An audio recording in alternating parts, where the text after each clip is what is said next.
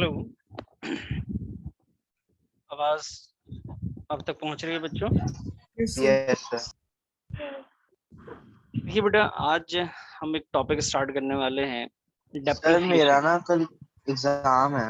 हाँ हाँ, सर एक बार अगर शॉर्ट रिवीजन दे लेते हैं, मतलब दो दो चैप्टर आ रहे हैं। चैप्टर्स की रिवीजन बहुत मुश्किल है। डाउट है कुछ? कुछ पढ़ा है अपना कोई चैप्टर, जैसे journal, accounting equation, cash book, सब कुछ सर कहीं से पढ़ा है? प्रैक्टिकल वाले तो कर लिए थे, मतलब थ्योरी में थोड़ी मुश्किल आ रही थी, मतलब क्योंकि बैग एक्सरसाइज ही की है। एमसीक्यू एमसीक्यू वगैरह? टाइप है ना। एमसीक्यू है। Yes sir. एमसीक्यू वगैरह करिए। Yes sir. उसमें कहीं प्रॉब्लम? सर उनमें तो नहीं आई, मतलब वो आंसर वगैरह थे ना उसके, तो मतलब चेक कर दिए थे। अच्छा, ओके। तो मनवीर, क्लास के बाद मैं करता हूँ आपसे बात, ठीक है? यस। है ना, पहले इस टॉपिक को स्टार्ट कर लो, फिर करता हूँ, क्योंकि हम रिकैप करेंगे ना, तो चैप्टर नहीं रिवाइज कर सकते, केवल टॉपिक ही कर सकते हैं, ठीक है? उसके बारे में मैं आपको बताया था पहले भी कि क्या इशू आती है उसमें, तो चलिए कोई बात नहीं। मेरा भी पेपर 20 को है। क्या आ रहा है बेटा उसमें, आपके सिलेबस में? मन sir chapter 1 to 17। 1 to 17? Yes तो सर, पूरी 1 to सर ये 1 तो to 17 आने हैं बस, उसके बीच में से 5 और 14 नहीं आना। 5 and 14 यानी पूरा सिलेबस ही आ रहा है आपका, तो मतलब पूरी बुक ही आ रही है एक तरीके से, यस सर। है ना? और मनवीर, तुम्हारा क्या था, क्या क्या आ रहा है? सर ट्रायल बैलेंस तो सारा। ट्रायल बैलेंस तक सारा आ रहा है, ओके। चलिए, आपका तो सिलेबस ठीक है, इनका तो कुछ ज्यादा ही उल्टा सीधा सिलेबस है। और चेतना, आपका एग्जाम हो गया?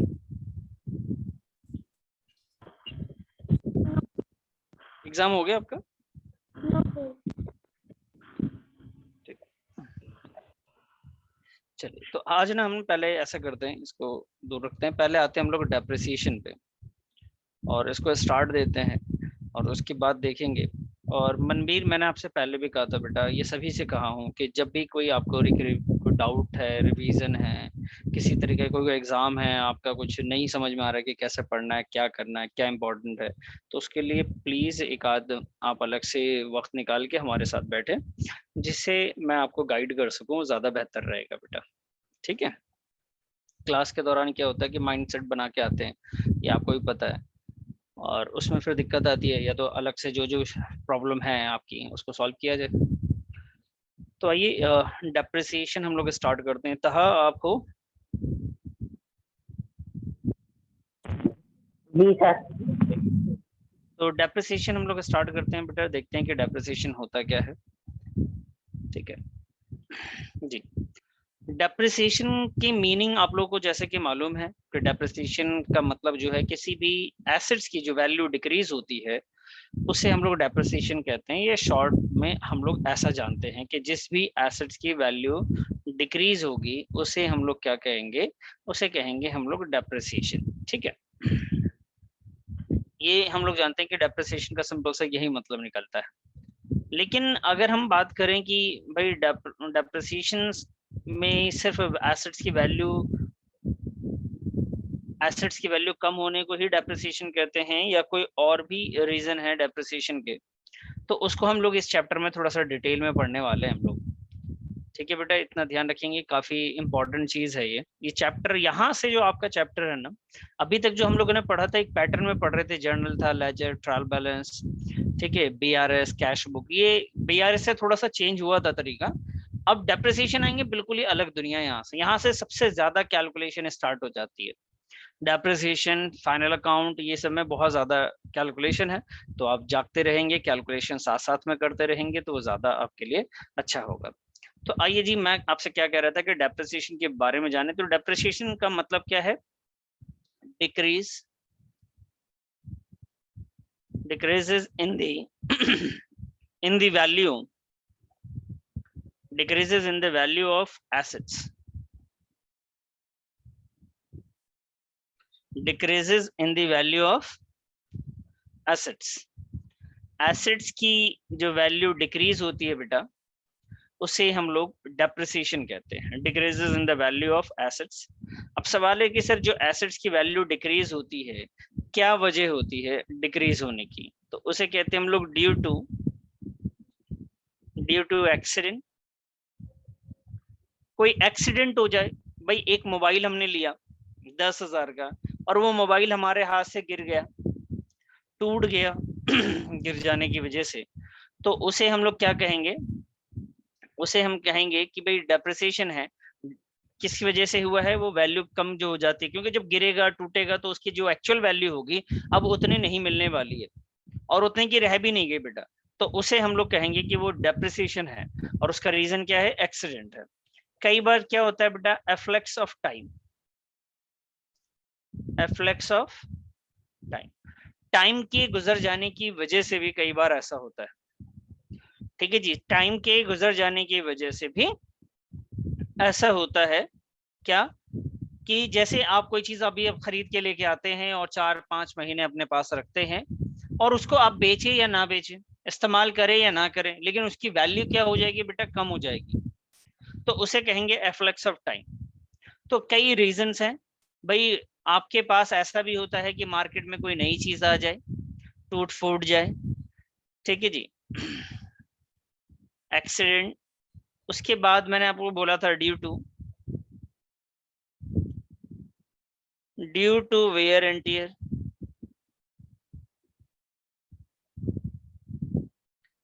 कई बार ऐसा होता है भाई कि जो हमारे एसेट्स की जो वैल्यू होती है उसके कम होने की जो वजह होती है, वो वजह ये होती है कि मार्केट में कोई और बेहतर चीज आ जाए ना, तभी भी उसकी वैल्यू कम हो जाती है।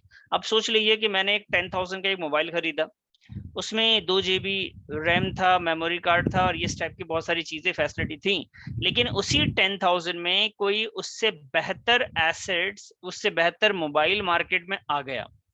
उसी 10,000 में मेमोरी स्टोरेज ज्यादा हो गई, रैम उसकी ज्यादा हो गई, बहुत सारे ऐसी चीजें उसमें बढ़ गई। तो ऐसी सिचुएशन में क्या होगा बेटा? ऐसी सिचुएशन में भी जो आपका एसेट्स है उसकी जो वैल्यू होती है, उसकी वैल्यू जो होगी वो कम हो जाएगी। तो इस बात को याद रखेंगे। तो कई सारे रीजन है। पहला रीजन मैंने आपको बोला कि भाई एक्सीडेंट है, वक्त के गुजर जाने की वजह से हो जाता है, ठीक है। और ऐसा होता है एक बार ऑब्सोलेशंस होते हैं बेटा, ऑब्सोलेशंस। एक मिनट बेटा, मैं आपको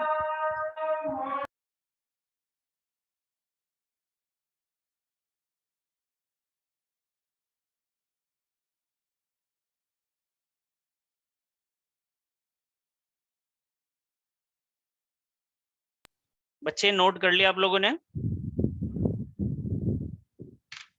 यस जी, ध्यान से समझेंगे मेरी बात को और इसमें इन्वॉल्व होंगे। कोई प्रॉब्लम हो, कहीं पे कोई बात समझ में नहीं आई तो आप मुझसे पूछ लीजिएगा। देखिए, मैंने आपसे कहा कि एसेट्स का मतलब है जो यहाँ पे डेप्रिसिएशन का मतलब है, सॉरी, डेप्रिसिएशन का मतलब है एसेट्स की वैल्यू में जो कमी आती है, जो उसकी वैल्यू कम होता जाता है। और ये कंटिन्यूअस प्रोसेस है, ये रुकता नहीं है कि एक बार कम हो गया उसके बाद वही का वही वैल्यू रह जाएगा, वो बार बार नीचे आ रहा होता है। तो वो जो वैल्यू कम हो रही होती है उसको हम लोग डेप्रिसिएशन कह रहे होते हैं। जो मॉनेटरी लॉस बार बार होता जा रहा है वो डेप्रिसिएशन है।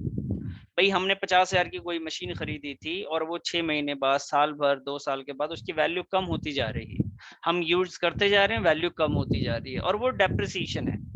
ठीक है, जितनी वैल्यू कम हो रही है वो मॉनेटरी लॉस है हमारा, उसको हम लोग रिकॉर्ड कर रहे होते हैं। अब बात है कि सर क्या वजह होती है? तो वजह मैंने आपको बताया कि भैया वो आपसे एक्सीडेंट हो जाए, किसी तरीके का टूट फूट जाए, जिसमें मैंने आपको due to wear and tear भी लिखा, ड्यू टू एक्सीडेंट, आप दोनों वर्ड को यूज कर सकते हैं। उसके बाद मैंने आपसे बताया एफ्लेक्स ऑफ टाइम, टाइम का गुजरना, 6 महीने, साल भर आप मत इस्तेमाल कीजिए। मान लेते हैं कि सर कोई चीज ऐसी भी तो हो सकती है जो टूटती ही नहीं हो, टूटे फूटे नहीं, उसके बावजूद उसकी वैल्यू कम हो सकती है क्या? बिल्कुल हो सकती है। आप नई मोबाइल लेके आइए, नया फ्रिज लेके आइए, नया एसी लेके आइए, आप अपने घर पे रख लीजिए, आप अपने ऑफिस में रखिए और साल भर ये इस्तेमाल भी ना करें, लेकिन आप उसी वैल्यू से, जिस वैल्यू पे आपने परचेज किया था, उस पर बेचना चाहे तो बिकेगी नहीं, उसकी वैल्यू जरूर कम हो जाएगी। अच्छा सर, दूसरा ये होता है कि ऑब्सोलेशंस है मार्केट में, उससे बेहतर चीज आ जाती है कई बार, क्योंकि जैसे जैसे वक्त गुजरता है टेक्नोलॉजी के हिसाब से मार्केट में उससे बेहतर चीज भी आ जाती है, जिसकी वजह से इसकी वैल्यू और कम हो जाती है। और कई बार एक्सपायरिंग ऑफ लीगल राइट्स मैंने आपको लिखा है, ये क्या पॉइंट है इसको आप ध्यान से देखिएगा। देखिए जो बाइक्स होती हैं उसमें ना 15 साल का लाइफ होता है, ठीक है। जब आप बाइक रजिस्टर्ड करते हैं आप, तो उसमें क्या होता है कि जो आपको मिलता है बाइक, एक बाइक को आप 15 साल एक रोड पे आप चलाएंगे। अब 15 साल चलाएंगे, बाइक मान लीजिए बहुत अच्छी है, सही चल रही है, उसमें कोई प्रॉब्लम नहीं, कहीं पे कोई इश्यू नहीं है। लेकिन जैसे जैसे ईयर गुजरता जाएगा वैसे वैसे उसकी वैल्यू गिरी, क्योंकि उसकी लाइफ तो सिर्फ 15 साल ही बच गई अब। तो ये कुछ रीजन हो गए, कॉजेज हो गए डेप्रिसिएशन के। अब बात करते हैं कि सर ये जो डेप्रिसिएशन होता है कितनी वैल्यू कम हो गई, 5,000 वैल्यू कम हो गई, 50,000 से वैल्यू कम हो जाती है, 2,000 से वैल्यू कम होती है, कैसे हम डिसाइड करें कि इसकी वैल्यू इतनी ही कम हुई है। तो बेटा उसके लिए 3 चीजों की हमें सख्त जरूरत होती है।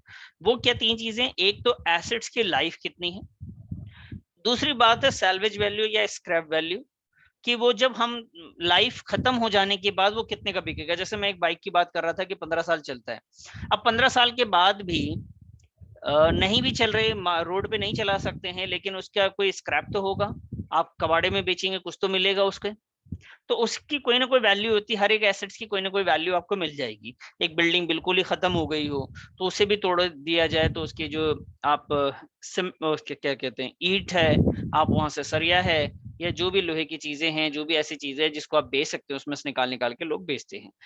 एसी फ्रिज को भी हम लोग तौल के हिसाब से, वेट के हिसाब से बेच देते हैं। तो स्क्रैप वैल्यू भी कोई ना कोई होती है, हर एक एसेट्स की लाइफ है तो लाइफ के साथ स्क्रैप वैल्यू भी है। अच्छा ये अजम्पशन है, ये लाइफ भी है, अजम्पशन है, पक्का नहीं है कि भाई आपने एसी खरीदा तो 5 साल ही चलेगा, चलने को 2 साल चल जाए, चलने को 10 साल चल जाए, लेकिन ये आपने एक अज्यूम कर लेते हैं, एक स्टैंडर्ड मान के चलते हैं कि इतना तो चलेगा ही चलेगा। आपने बाइक खरीदी, 15 साल लाइफ है, हो सकता है कि 3 साल में ही बर्बाद हो जाए, उसके बावजूद भी आपको जो लाइफ है 15 साल लेके चल रहे हैं, तो ये एक एस्टिमेशन है। उसके बाद एक कॉस्ट ऑफ एसेट्स है, ये 3 चीजों, 3 फैक्टर की जरूरत होती है, 3 चीजों से ही डिफाइन कर पाते हैं या कैलकुलेट कर पाते हैं कि डेप्रिसिएशन कितना आएगा। अब कैसे करना है वो अलग पार्ट है, ठीक है, डेप्रिसिएशन को कैसे कैलकुलेट किया जाएगा वो अलग चीज है, लेकिन किन चीजों की जरूरत होती है वो इन 3 चीजों की जरूरत होती है। ठीक है जी, बताइए बेटा, ये बात समझ में आ गई आपको? सर आपने एक्सपायरिंग ऑफ लीगल राइट्स के ऊपर क्या लिखा है? ऑब्सोलेशंस। सर उसकी स्पेलिंग क्या लिखी है आपने, एक बार बता दो। जी मैं बता दे रहा हूँ आपको, लिखिए yes sir. OBSO yes sir. L yes E S yes C E yes sir. N C E। Okay sir. ठीक है जी। अब बताइए मुझे, ये बात जो मैंने आपके सामने रखी, ये बात आपको समझ में आई? तहा आपको समझ में आया कि आपका तो जवाब बहुत कम आता है बेटा, बताइए बेटा। आगे अब देखिए फिर से एक नया चैप्टर हमारा स्टार्ट हुआ है, तहा एक्टिव रहिएगा और आप सभी लोग रहेंगे, ठीक है। तो ये बात समझ में आ गया कि क्या रीजन हो सकते हैं, और भी रीजन होते हैं भाई। अब एसी है, देखिए आप ना गर्मी में जाइए, पुरानी भी एसी है तो उसकी भी एक वैल्यू है, वही सर्दी में बेचा जाए तो उसकी वैल्यू और कम हो जाती है। तो भाई आपके जो मौसम है, कहीं पे ऐसा होता है कि कुछ चीजों में तो ऐसा है कि फैशन के हिसाब से भी है, कुछ चीजें ऐसी हैं जो आज के दौर के लिए उतनी मायने नहीं रख रही, तो उसकी वैल्यू कम हो जाएंगी, वो सही चल रही होंगी लेकिन वैल्यू कम हो जाएगी, ठीक है। अब बहुत सारी ऐसी साइकिल्स हैं जो आजकल बैटरी की आ रही हैं, कल को हो सकता है कि सीएनजी की साइकिल आने लग जाए, मैं एग्जांपल के तौर पर बता रहा हूँ। तो कुछ चीजों की वैल्यू हट जाएगी वहां से, तो टेक्नोलॉजी में चेंज आ जाना, टेस्ट एंड प्रेफरेंस में चेंज आ जाना, ठीक है, मौसम के एतबार से भी कई बार किसी चीज की वैल्यू कम हो जाती है। अब आज देखिए आप डिजिटल बोर्ड की वैल्यू बढ़ गई है, लेकिन जो नॉर्मल बोर्ड थे, नॉर्मल फर्नीचर थे, उसकी वैल्यू कम होती जा रही है। तो अब बात यहाँ पे है कि सर रीजंस तो बहुत सारे हमें क्लियर हो गए, लेकिन अब हमें एग्जैक्ट पता करना है कि 5,000 है, 10,000 डेप्रिसिएशन मान के चलें, क्या लेके चलें, तो हम कैसे कैलकुलेट करेंगे? इन 3 चीजों की वजह से ही हम कैलकुलेट कर पाएंगे, ठीक है। तो आप इसको, अब जैसे मैंने बोला हाउ टू कैलकुलेट डेप्रिसिएशन, इसको आप ये भी लिख सकते हैं factor affecting the calculation of depreciation, कि वो कौन से फैक्टर हैं जो कैलकुलेशन ऑफ डेप्रिसिएशन को अफेक्ट करते हैं। ये 3 चीजें हैं, जिनकी ये तीन चीजें नहीं है ना बेटा, जिनकी ये तीन चीजें नहीं है, उसका आप डेप्रिसिएशन कैलकुलेट नहीं कर सकते। आपको ये नहीं पता कि वो कितनी की चीज खरीदी गई थी, क्या उसका कॉस्ट था। आपको स्क्रैप वैल्यू हो भी सकता है किसी का 0 हो जाए, लेकिन वैल्यू होगी जरूर, चाहे 0 हो चाहे 500, तो जेड होगा कुछ ना कुछ। लाइफ ऑफ एसेट्स का होना बहुत जरूरी है। किसी एसेट्स का लाइफ अगर आप नहीं डिफाइन कर सकते, 5 साल 10 साल 15 साल आप डिफाइन नहीं कर सकते हैं, तो इसका ये मतलब हो गया कि आप उसकी डेप्रिसिएशन को कैलकुलेट नहीं कर पाएंगे। इसी में एक एग्जांपल मैं आपके सामने रखता हूं कि यहाँ पे कि सारे नॉन करंट एसेट्स, जितने भी नॉन करंट एसेट्स आपको हमने बताए थे शुरुआत में, जितने भी नॉन करंट एसेट्स बताए थे, नॉन करंट एसेट्स में कौन से वाले दो होते थे बेटा? एक टेंजिबल होता था और एक इनटेंजिबल होता था। ठीक है, डेप्रिसिएशन वर्ड वैसे कॉमन लेके चला जाता है, तो अभी हम बात कर रहे हैं टेंजिबल वाले वर्ड। सारे नॉन करंट एसेट्स में टेंजिबल वाले में, टेंजिबल में एक ऐसा एसेट्स है जिसकी ना लाइफ आप डिफाइन नहीं कर सकते, और वो कौन सी चीज है? वो है बेटा लैंड, जमीन। जमीन की लाइफ आप नहीं डिसाइड कर सकते, 10 साल 20 साल 50 साल 100 साल 1000 साल, क्या डिफाइन करोगे? तो जमीन जो है आपने ले ली है, वो आपकी हो गई है, तो भाई सालों साल चलता जाएगा। तो आप यहाँ पे जो कहा जाता है कि डेप्रिसिएशन ऑन लैंड हम कैलकुलेट नहीं कर सकते। एग्जाम में क्वेश्चन आता है कि कौन से ऐसे एसेट्स हैं जिसपे आप डेप्रिसिएशन नहीं कैलकुलेट कर सकते, तो वो बेटा एसेट्स के लिए डेप्रिसिएशन के लिए तीन चीजों की जरूरत है। अगर इन तीनों में एक भी मिसिंग है, अब यहाँ देखिए लैंड में क्या मिसिंग है बेटा? लाइफ ऑफ एसेट्स, इसकी कोई स्क्रैप वैल्यू मिसिंग है। तो भाई लाइफ ऑफ एसेट्स नहीं है आपके पास, तो आप ऑब्वियस सी बात है उसका डेप्रिसिएशन आप कैलकुलेट नहीं कर सकते। बताइए बेटा, यहाँ तक बात समझ में आ गई आप लोगों को? यस सर, क्लियर है। ठीक, तो ये तीन चीजों की जरूरत है। अब इन तीन चीजों के मिला के हमारे पास ना बहुत सारे मेथड है, बहुत सारे ही मेथड है, लेकिन हमारे सिलेबस में कुछ ही मेथड्स दिए गए हैं। ठीक है, तो हमारे पास कई सारे मेथड हैं जो ये कैलकुलेट करा जाता है कि भैया डेप्रिसिएशन कैसे कैलकुलेट करेंगे, उसके लिए कई सारे मेथड हैं। तो अभी हम लोग बात करेंगे सिर्फ दो मेथड्स की, methods for calculating amount of depreciation. Depreciation का अमाउंट अगर कैलकुलेट करना है, कितना अमाउंट है, तो उसके कुछ मेथड्स हैं हमारे पास जो अभी हमें पढ़ना है बेटा, मैं उसको लिख रहा हूं बस। तो हमारे पास जो है बेटा, एक है स्ट्रेट लाइन,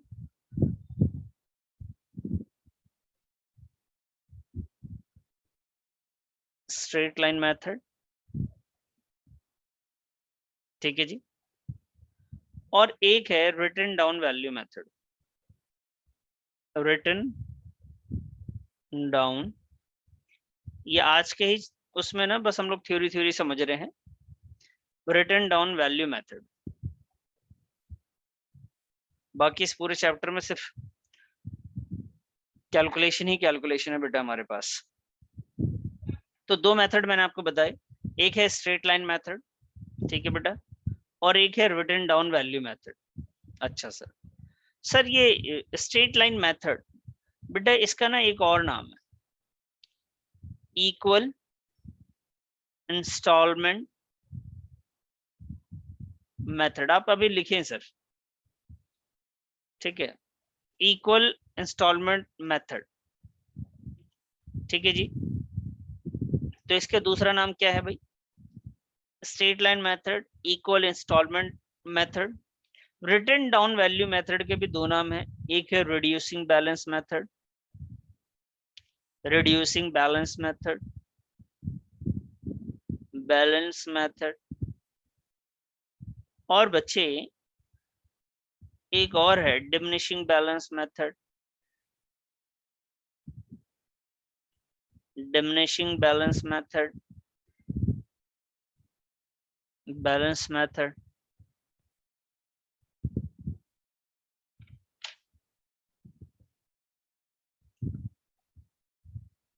इसी को हम लोग इक्वल भी कहते हैं, इसी को फिक्स्ड इंस्टॉलमेंट मेथड भी कहते हैं। Instalment method. अब ये जो भी है नाम अलग अलग हैं, लेकिन हमारे पास दो ही ये भी हमारे पास हैं जो हमें पढ़ने हैं बेटा। एक स्ट्रेट लाइन मेथड पढ़ना है और एक रिटन डाउन वैल्यू मेथड। और इन दोनों मेथड में जब डेप्रिसिएशन आप कैलकुलेट करेंगे तो कुछ अलग नहीं होने वाला है। इसमें उन बातों की जरूरत पड़ेगी। किन बातों की सर? वही चीजें जो मैंने आपको बताई कि डेप्रिसिएशन कैलकुलेट करने के लिए तीन चीजें हमें चाहिए।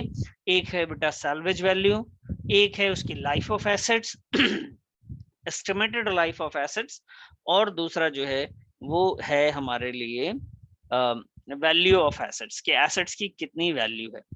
तो प्लीज इसको नोट करें और मुझे बताएं, नोट कर लें तो।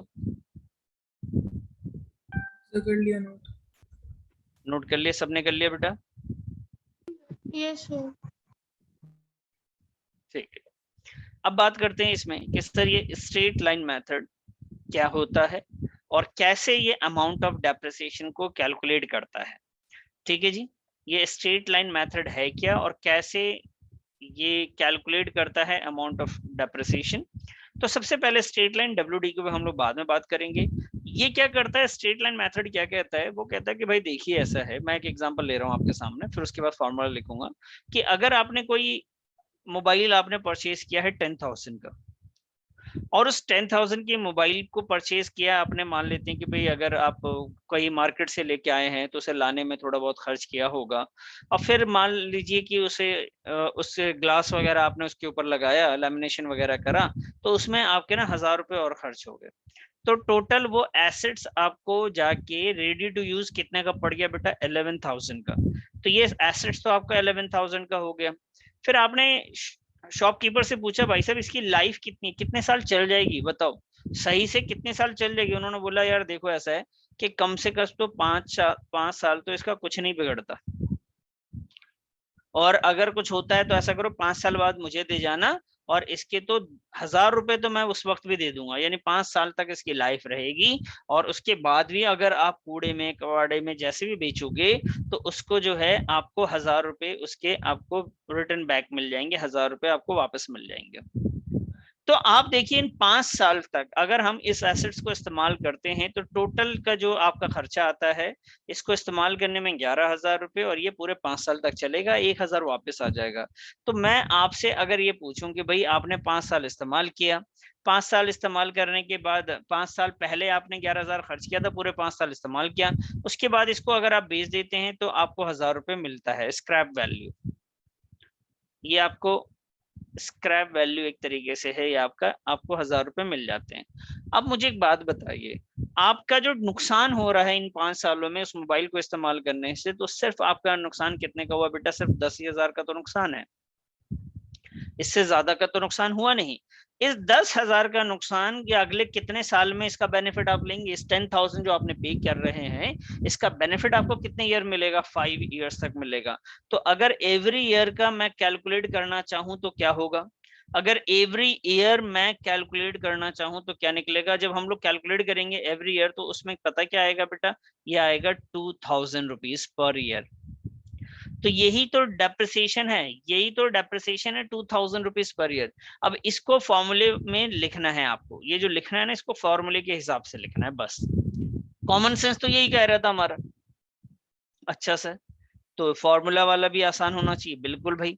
आप देखिए जो मैं आपके सामने फॉर्मूला लिखता हूं वो क्या कहते हैं। जो एनुअल डेप्रिसिएशन है, annual depreciation, annual depreciation is equal to original cost, यानी कॉस्ट ऑफ एसेट्स, माइनस का एस्टिमेटेड स्क्रैप वैल्यू। समझ रहे हैं? एस्टिमेटेड मतलब देखिए आप आज तो आपको पता ही नहीं ना ये कितने का बिकेगा, लेकिन आप एस्टिमेट ले सकते हैं। Estimated scrap value divided by estimated life,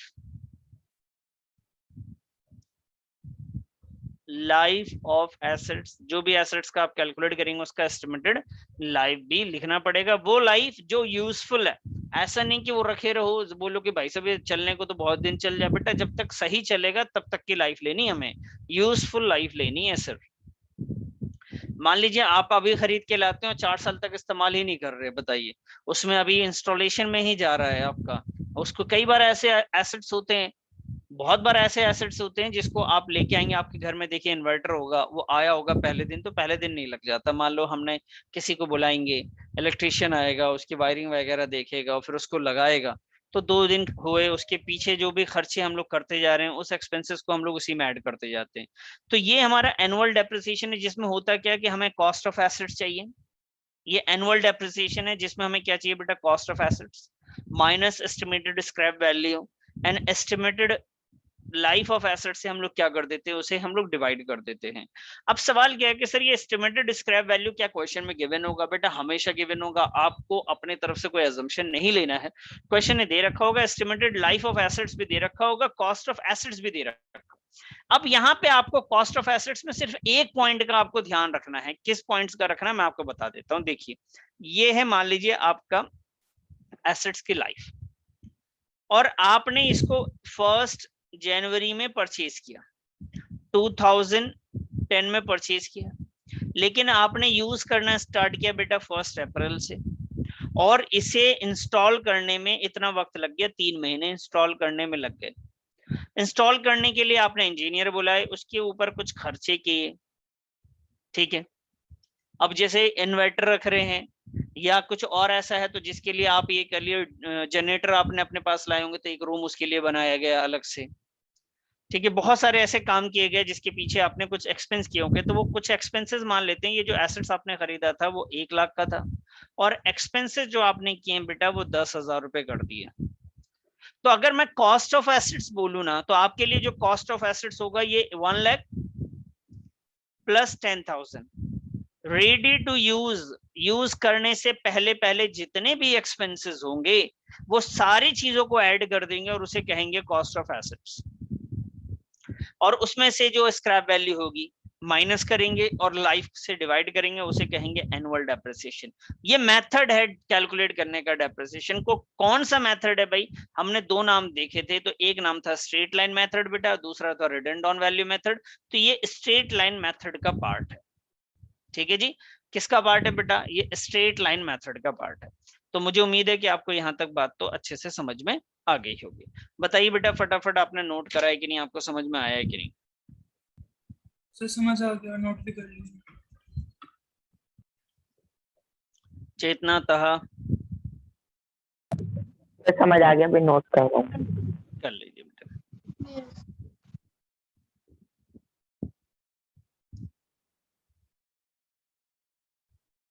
ये एनुअल डेप्रिसिएशन का आपने अमाउंट निकालना सीख लिया कि कैसे अमाउंट निकाला जाता है।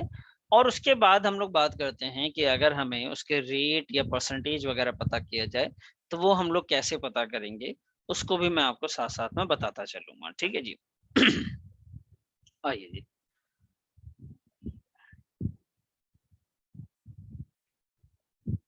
अब बात करते हैं कि जी ये तो आप इसको ना बेटा ऐसे करके कॉल एक बॉक्स बना के इसको डाल दीजिए उसमें।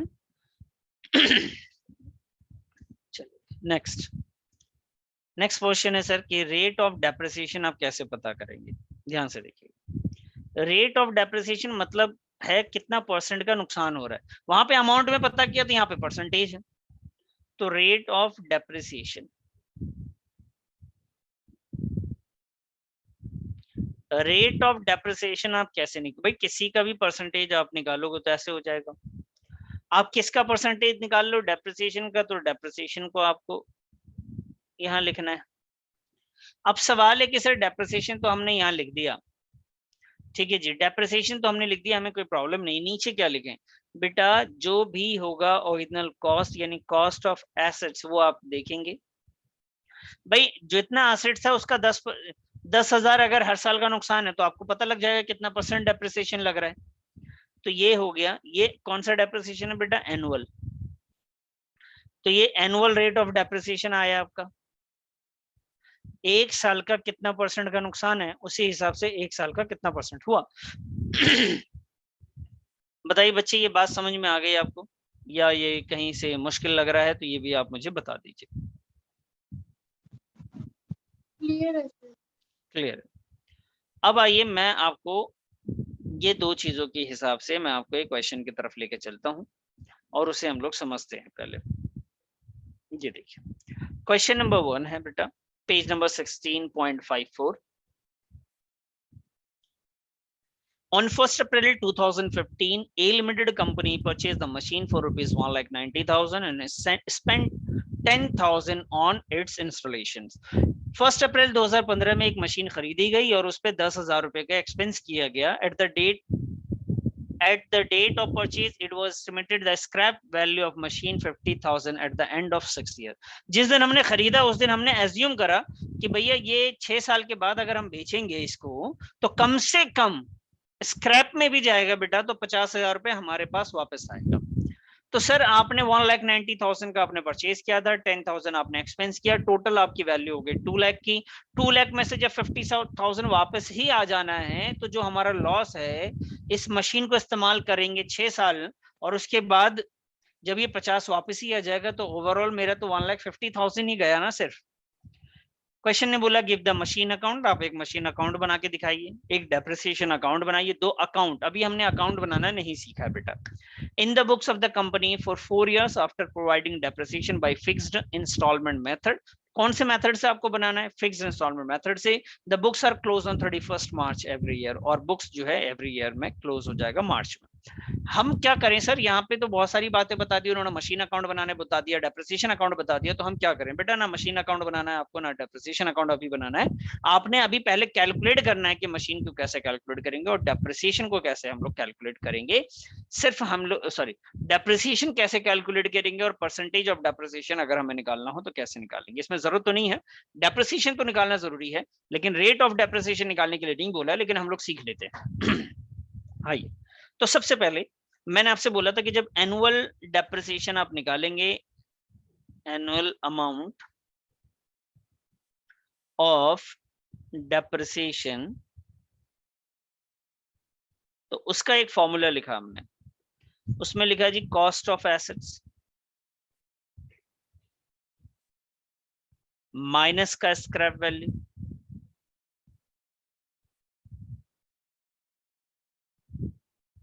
Divided by life.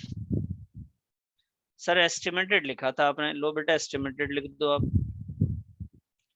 Estimated life of assets. तो कॉस्ट ऑफ एसेट्स कितना है सर? इस क्वेश्चन के हिसाब से कॉस्ट ऑफ एसेट्स है सर 1,90,000 प्लस 10,000। मैंने आपको बोला कॉस्ट ऑफ एसेट्स का मतलब है आप यूज करने से पहले जितने भी एक्सपेंस करते हैं, चाहे वो खरीदने के हो, उसे लाने के हो, उसकी पैकेजिंग के हो, उसको इंस्टॉल करने के खर्चे हो, या आपने ओल्ड खरीदा है तो उसे रिपेयर करवाया होगा, तो जितने भी एक्सपेंसेस है, नया खरीदेंगे तो इंस्टॉल करेंगे और पुराना है तो उसके हिसाब से आपने उस पर जो भी खर्च किए होंगे यूज करने से पहले उसको आप लोग उसके कॉस्ट में ऐड कर देते हैं। माइनस स्क्रैप वैल्यू अगर गिवन है तो लिखेंगे, नहीं है तो आप 0 भी लिख सकते हैं। तो इस क्वेश्चन में गिवन है बेटा 50,000, हमने 50,000 ले लिया और लाइफ ऑफ एसेट से डिवाइड करना। लाइफ है इस क्वेश्चन में 6, तो वो 2 लाख माइनस का 50,000 डिवाइडेड बाय 6, तो ये 1,50,000 हो गया बेटा। और 1,50,000 को हम लोग डिवाइड कर देंगे 6 से, कितना आ रहा है बेटा?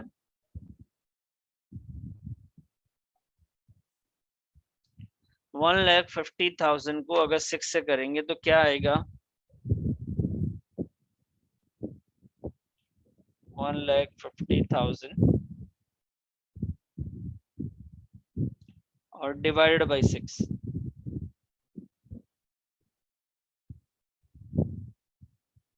सर 25,000 जी बेटा 25,000 ये अमाउंट आ गया बेटा आपका। क्या आ गया आपका? ये अमाउंट आ गया। सर थोड़ा सा नीचे कर लो नोटबुक को। ठीक है, यस हाँ जी, ये अमाउंट ऑफ आ गया हमारा। ठीक है सर, अब क्या करना है? अब मैंने आपसे बोला कि भाई अमाउंट हमने निकाल लिया, तो अब इसका हम लोग डेप्रिसिएशन जो है परसेंटेज निकाल लेते हैं। ये तो अमाउंट हमने कैलकुलेट करा, एनुअल अमाउंट जो मैंने आपको बोला था। अब आते हैं कि अगर परसेंटेज हमें कैलकुलेट करना हो तो कैसे करेंगे। तो रेट ऑफ डेप्रिसिएशन, कितना परसेंट डेप्रिसिएशन है, rate of depreciation, rate of depreciation क्या होगा। तो रेट ऑफ डेप्रिसिएशन में मैंने बोला आपको कि जितना भी आपका एनुअल डेप्रिसिएशन होता है बेटा, जितना भी आपका क्या होता है एनुअल डेप्रिसिएशन है, annual depreciation divided by cost of assets, divided by cost of assets multiply by 100, divided by cost of assets multiply by 100। Annual depreciation कितना हमने कैलकुलेट किया, 25,000। और कॉस्ट ऑफ एसेट्स हमारे पास कितना है बेटा, कॉस्ट ऑफ एसेट्स है 2 लाख। ध्यान रखेंगे स्क्रैप वैल्यू नहीं माइनस करेंगे कॉस्ट ऑफ एसेट्स के लिए, मल्टीप्लाई 100 से कर दिया आपने। इसे सॉल्व कर लीजिए,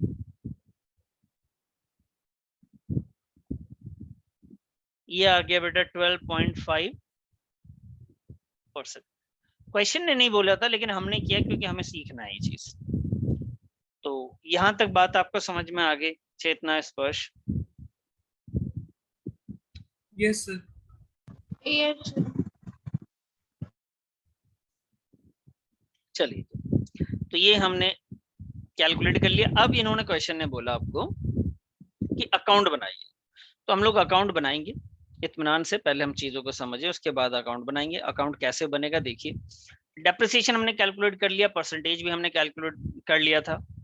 अब आते हैं अकाउंट की बारी आती है कि अकाउंट हम लोग कैसे बनाएंगे। आइए जी, मैं आपको अकाउंट दिखाऊं बना के।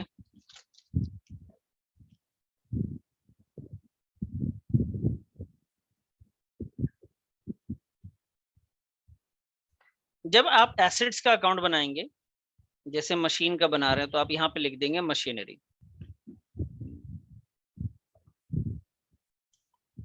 और लेजर का कॉलम बनेगा बेटा। अकाउंट तो उसी को कहते हैं, लेजर को। तो फॉर्मेट आप बनाएंगे उसके लिए, लेजर का डेट, उसके बाद आइएगा बेटा पर्टिकुलर,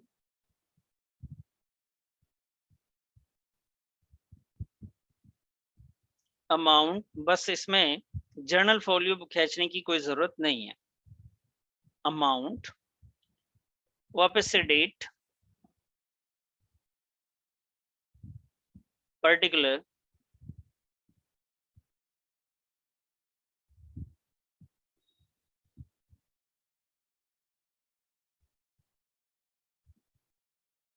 अमाउंट। ये क्रेडिट साइड आ गया बेटा, ये आपका, ये डेबिट साइड। अब देखिए, आपने जो एसेट्स परचेज किया था उसकी कोई डेट थी। आप देखिए क्वेश्चन में मैंने एसेट्स परचेज किया, उसकी डेट है 1 अप्रैल 2015। तो बेटा यहाँ पे 1 अप्रैल 2015 हम लिख देंगे। और एसेट्स हमने खरीदा जो है उसको मैं लिख रहा हूँ, मैं ये मान के चलता हूँ कि एसेट्स खरीदा है, बड़ा अमाउंट है, तो हमने बैंक से खरीदा होगा। Bank account 1,90,000। सर आपने इस साइड क्यों लिखा? बेटा आपको पता है ना कि जब एसेट्स इंक्रीज होता है तो डेबिट साइड लिखते हैं। तो जब भी एसेट्स की वैल्यू इंक्रीज होती है तो आप इधर लिखिएगा, एसेट्स की वैल्यू डिक्रीज होगी तो आप इस साइड लिख दीजिएगा। तो आपका जो टू बैंक था उसकी वजह से वैल्यू बढ़ गया परचेज करने की वजह से, और फिर कुछ आपने एक्सपेंस किया 10,000, उसकी वजह से भी एसेट्स की वैल्यू बढ़ गई है। तो टोटल ये हो गया। अब क्वेश्चन ने आपको एक लास्ट डेट बताई थी कि लास्ट साल का जो ईयर का एंड है वो क्या है। उन्होंने दिया था आपको लास्ट में, the books are close on 31 March every year. 31 March every year में तो हर साल हमारा एसेट्स क्लोज होता है, बैलेंस शीट क्लोज होती है, P&L अकाउंट क्लोज होता है।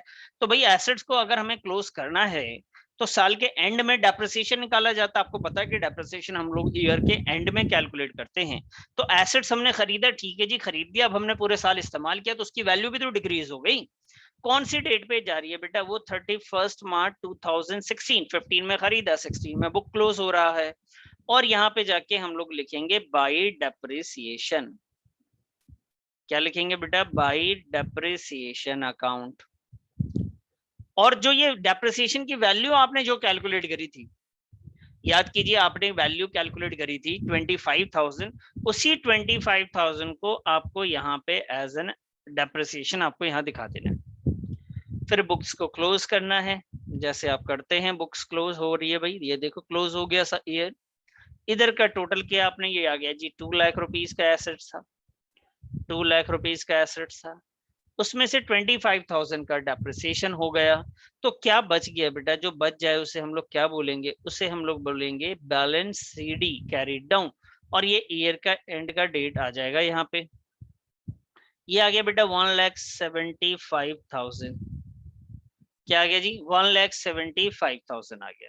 ठीक है, अब यहाँ पे आ जाइए, यहाँ लिख देंगे टू बैलेंस। ये नेक्स्ट ईयर है, ये नेक्स्ट ईयर, ये हमने 1 साल का हिसाब किताब कंप्लीट कर लिया। नेक्स्ट ईयर करने के लिए ये जो बैलेंस सीडी है ये बीडी हो जाएगा बेटा, और यहाँ पे ईयर चेंज हो जाएगा। तो बैलेंस ब्रॉट डाउन जो है हमारे पास, ये जो 1,75,000 है वो रहेगा। अब देखिए जब नेक्स्ट ईयर है उसमें भी वैल्यू क्या होनी है उसकी बेटा? अब नेक्स्ट ईयर में ना हमने कुछ परचेज किया, कुछ दूसरा एसेट्स परचेज करेंगे, दूसरे मशीनरी परचेज करेंगे, तो फिर से मशीन की वैल्यू बढ़ जाएगी। लेकिन हमने परचेज नहीं किया, हमने सिर्फ इस्तेमाल किया है। तो इस्तेमाल करने की वजह से क्या होगा? फिर से वैल्यू कम हो जाएगा और डेप्रिसिएशन कहलाएगा। तो हम यहाँ पे आएंगे, यहाँ पे डेट डालेंगे 31 मार्च 2017, और बेटा यहाँ पे हम लोग कैलकुलेट करेंगे वापस से डेप्रिसिएशन। डेप्रिसिएशन कैलकुलेट करेंगे। डेप्रिसिएशन स्ट्रेट लाइन था, इसका मतलब होता है कि हर बार सेम का सेम डेप्रिसिएशन, 1 साल के लिए जो आपने एक बार कैलकुलेट किया था वही डेप्रिसिएशन यहाँ भी रहेगा, उसमें कोई चेंज नहीं आएगा। तो यहाँ पे भी डेप्रिसिएशन आप 25,000 ही लिखेंगे, और उसके बाद आप इसका भी बैलेंस निकाल लीजिएगा। बैलेंस सीडी कैसे निकलेगा सर? फिर से ईयर को आप क्लोज करेंगे, 1,75,000 आप यहाँ पे लिख दीजिएगा। यहाँ पे भी आप लिखेंगे जी 1,75,000, 25 माइनस करेंगे तो ये आ जाएगा बेटा 1,50,000। ईयर का एंड का डेट डालेंगे आप। ये 2 साल हो गए। नेक्स्ट ईयर ये वैल्यू फिर से ओपनिंग कहलाएगी बेटा।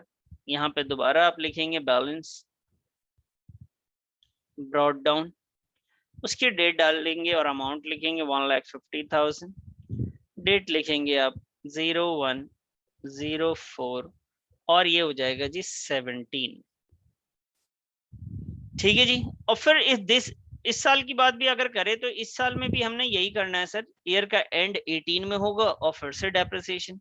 हर साल हम एसेट्स का पे डेप्रिसिएशन कैलकुलेट करते जाएंगे। सर कोई चेंज नहीं आएगा बेटा। चेंज तब आएगा जब आप कोई एसेट्स खरीदेंगे या किसी एसेट्स को आप बेचेंगे, तब उसमें चेंज आएगा, अदरवाइज तो ये ऐसे ही चलता जाएगा ना। ठीक है सर। डेप्रिसिएशन मतलब ये हुआ कि सर इस बार भी 25,000 लगेगा। हाँ बेटा, इस साल भी 25,000 ही कैलकुलेट होगा। और यहाँ पे आके आप 1,50,000 आप फिर से लिख देंगे टोटल।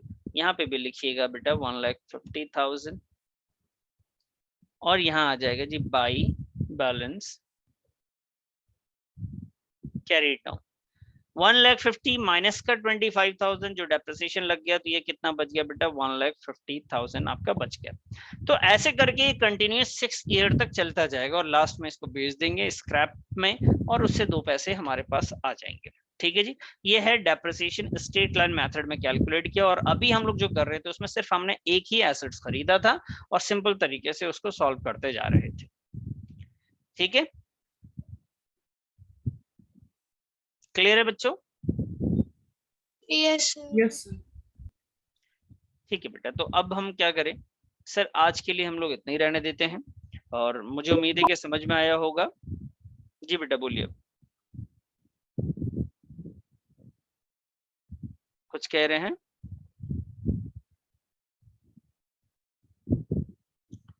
तो बस ठीक है बेटा, आज के लिए हम लोग यहीं पे रोक लेते हैं क्योंकि अब मशीन हम दूसरी करेंगे। तो अब अच्छा इस क्वेश्चन में एक बार ये जरूर चेक कर लेते हैं कि हमें क्वेश्चन ने बताया था कि कितने साल का अकाउंट बनाना है। आप देखिए इन्होंने बोला था 4 इयर्स का बनाइए। Give the machine account and depreciation account in the books of company for 4 years। हमने कितने का बनाया बेटा? हमने सिर्फ 3 years का ही कैलकुलेट किया है, तो 1 ईयर का और रह गया है, उसको भी हम लोग देख ही लेते हैं, फटाफट 4 years कंप्लीट करते हैं। इसमें डेप्रिसिएशन अकाउंट अभी हमने नहीं बनाया, हम मशीन अकाउंट बना रहे हैं बेटा। चैप्टर का नाम डेप्रिसिएशन है, लेकिन अकाउंट ज्यादातर किसका बनता है? एसेट्स का ही बन रहा होता है। इसको भी हम लोग यहाँ पे कर ले। नेक्स्ट ईयर के लिए क्या हो जाएगा? बैलेंस। ये जो लाइन बार बार खींच रहा हूँ आपने नहीं खींचना, ये तो मैं सिर्फ समझाने के लिए लिख रहा हूँ बेटा। टू बैलेंस बीडी, और इसकी वैल्यू है, सॉरी यहां से आएगा ये, एसेट्स की वैल्यू लेते हैं 1,50,000। डेट 18, और यहाँ पे बेटा आपने क्या करना है? डेप्रिसिएशन निकाल देना है। सर थर्ड ईयर में भी तो 1,50,000 ही थी। ये 125 आएगा, फिर एक मिनट को मैं लिखता हूँ 1,25,000। हाँ 150 माइनस 25 तो 1,25,000, और ये 125 हम यहाँ पे भी लिखेंगे। थैंक यू बच्चे। यहाँ पे आइए, डेप्रिसिएशन कैलकुलेट करेंगे आप। डेप्रिसिएशन फिर से कितना है हमारे पास? वही 25,000 रुपए, और लास्ट में हम इसका भी बैलेंस निकाल देंगे। क्लोज कर लीजिए इसको। ये आ गया बेटा 1 लाख रुपीस। डेट आप ईयर की एंड की डाल देंगे आप। 4 साल का बनाना था, हमने बना लिया है 4 साल का। अब इसके बाद डेप्रिसिएशन अकाउंट है, नेक्स्ट क्लास में कर लेंगे। तो बस आज के लिए हम लोग इतने रहने देते हैं।